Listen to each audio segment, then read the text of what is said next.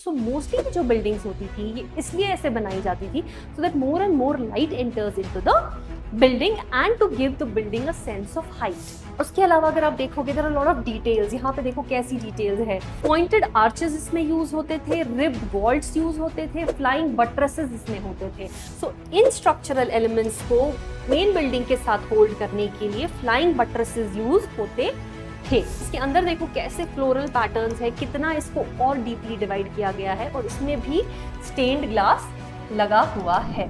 Hello everyone, let's talk about Gothic architecture today. अब Gothic architecture से आपको क्या समझ में आता है? Do you know anything about it? आप लोगों ने नोत्र दाम इन पेरिस के बारे में सुना होगा।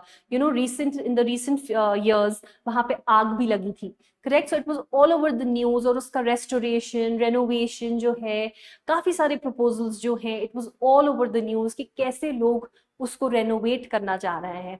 सो these buildings which are there historically, they have their historic significance, but ये अपने जो स्टाइल है, for example in terms of the building that we are talking about today, Notre Dame, ये गॉथिक आर्किटेक्चर का एक क्लासिक एग्जाम्पल है। तो आज हम गॉथिक आर्किटेक्चर के बारे में पढ़ेंगे।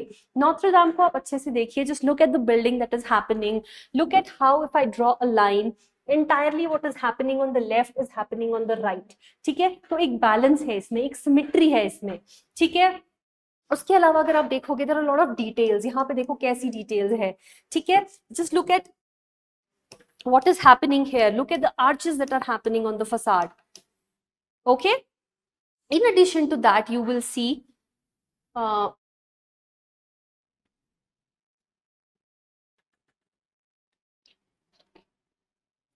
ठीक है? सो आगे बढ़ते हैं। Now we will firstly understand कि गॉथिक आर्किटेक्चर में होता क्या था, ठीक है? गॉथिक आर्किटेक्चर क्या है? सो पॉइंटेड आर्चेस इसमें यूज होते थे, रिब्ड वॉल्स यूज होते थे, फ्लाइंग बट्रेसेस इसमें होते थे। अगर आप देखोगे यहाँ से, these are the flying buttresses which are happening. If I go back to the previous image, यहाँ पर जो है इसके पीछे फ्लाइंग बट्रेसेस हो रहे हैं जो इसको अपनी जगह इन प्लेस पकड़ रहा है।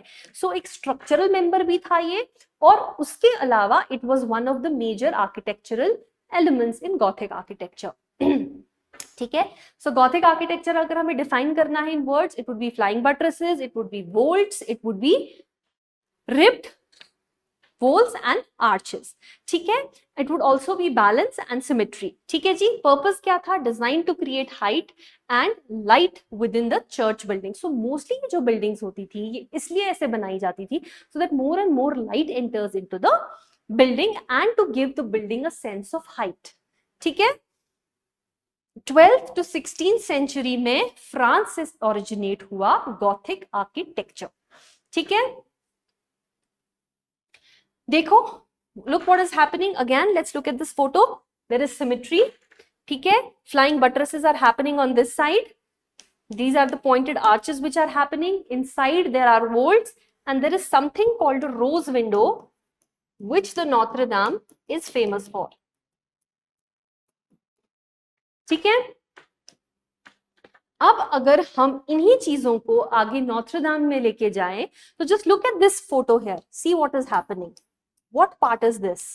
सो इन स्ट्रक्चरल एलिमेंट्स को मेन बिल्डिंग के साथ होल्ड करने के लिए फ्लाइंग बट्रेसेस यूज होते थे, ठीक है? पेरिस में है, ठीक है? Construction began in 1163 and significance ये है कि ये फ्रेंच गॉथिक आर्किटेक्चर का एक क्लासिक सिंबल है, एक क्लासिक एग्जांपल है, एंड आज की डेट में it is a UNESCO world heritage site. So these are few of the examples जो, अब देखो इसमें कैसे मॉडर्निज्म इन्फ्यूज किया गया है। ये वो कुछ प्रपोजल्स है जो नोत्र दाम में आग लगने के बाद फेमस हुए थे, लोगों ने इनको प्रपोज किया था, ठीक है? अगर अब हमने गॉथिक आर्किटेक्चर के फीचर्स को अंडरस्टैंड किया, अब हम क्लासिक एग्जांपल लेके नोत्र दाम में वो चीजें कहाँ यूज हुई हैं उनको समझते हैं, ठीक है?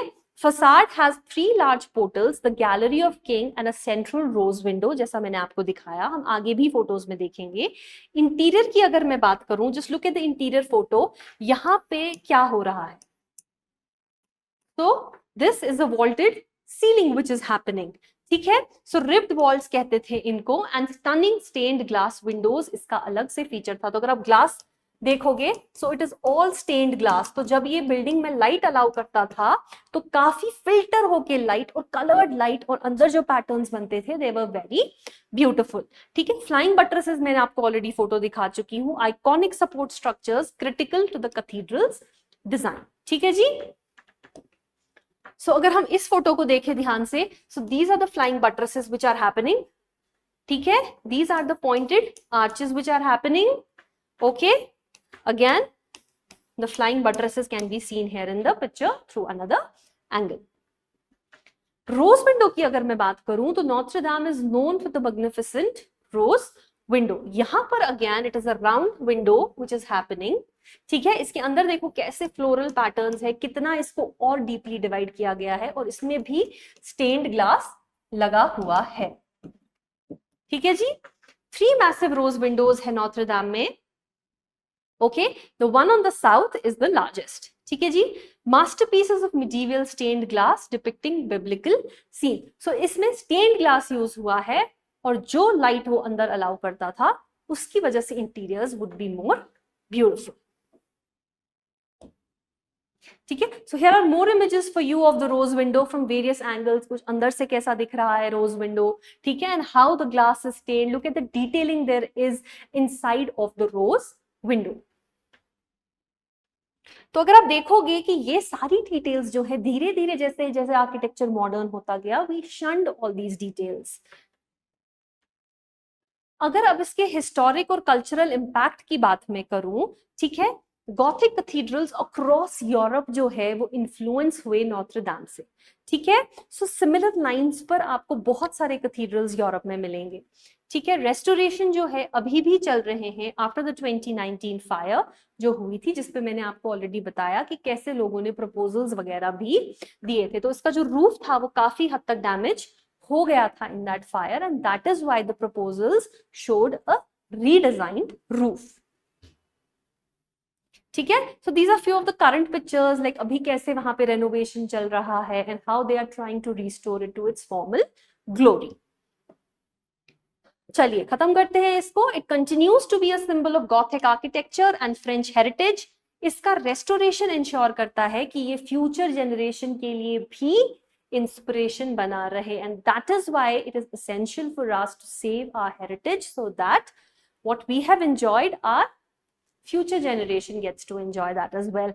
I hope with this आपको नॉत्र डैम और गॉथिक आर्किटेक्चर के जो है फीचर्स और इसके जो आर्किटेक्चरल कैरेक्टरिस्टिक्स है वो बहुत अच्छे से समझ में आ गई होंगी। Thank you so much.